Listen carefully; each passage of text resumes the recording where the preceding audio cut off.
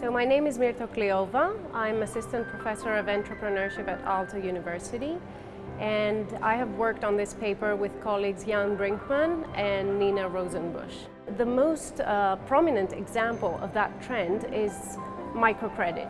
So microcredit refers to small loans that are given to local entrepreneurs in developing countries mostly, under the assumption that what excludes them from getting out of poverty is a lack of financial means. And so microcredit has really been successful as an industry, and yet the literature that was on the outcomes of microcredit had been so contested that we could really not know even if it's positive or negative. So the research was really motivated by an interest in these at the intersection of development and entrepreneurship, and seeing whether that can really be a solution for poverty. One of my co-authors, Jan Brinckmann, he's an expert in meta-analysis in entrepreneurship, and I had this interest for development and entrepreneurship, and what we saw is that what if we take this method and apply it to this topic?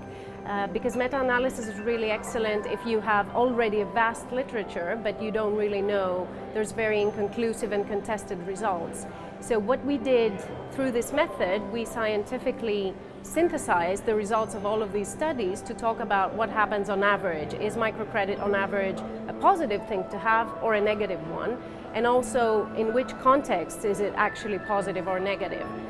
And so what we used for the study was we adopted the theoretical framework of Nobelist economist Amartya Sen, who has a very holistic view of development. So it's not only about financial outcomes, but other development dimensions.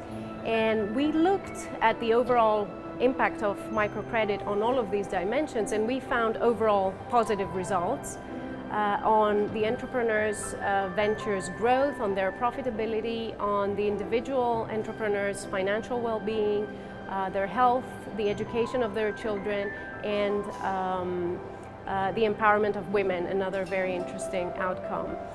So we found positive results, but at the same time small results.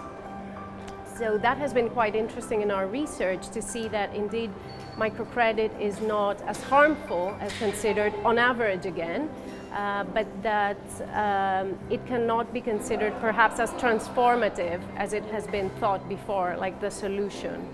It's rather perhaps part of the solution rather than the solution. I think the surprising part was that, for instance, the stronger effect we found was on women's empowerment, which is not the primary goal of microcredit, and yet that is where we saw the largest effect. And so that points to perhaps sometimes the side effects are more important than the initial objective of microcredit, which is financial. So that's quite interesting in terms of organizations that want to empower women in the developing world. That could be a very useful tool for them.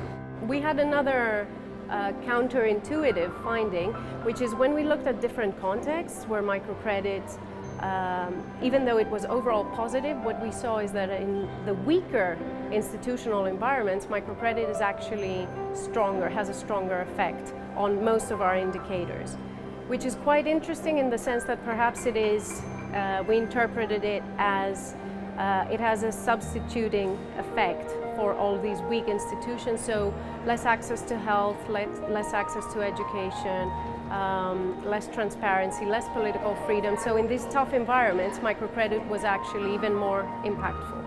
The main implication of that research would be to acknowledge that microcredit can be an effective intervention, but that it has certain limits to its potential. So it's not something to be seen negatively from policymakers or development organizations or even the entrepreneurs themselves, but is to be assessed in context. And it's quite interesting in terms of women's empowerment particularly, but also for other outcomes. And yet we didn't find the sort of transformative effect that many of the microcredit enthusiasts talk about. So that points to being a little bit more realistic in terms of the expectations we have, whether as policymakers or entrepreneurs or development organizations, in terms of what it can do. So I think the most important thing to keep is that this could be one potential tool, but seen a little bit in context.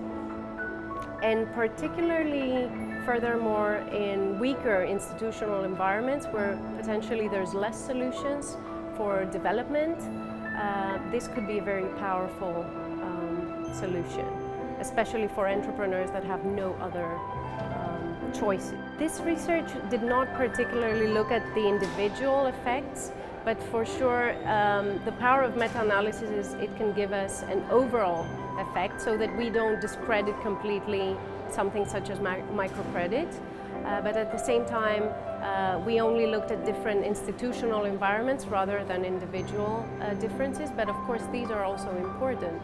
So what is on average beneficial does not mean it could be very beneficial for someone, very negative for someone else. So it should really be considered in context.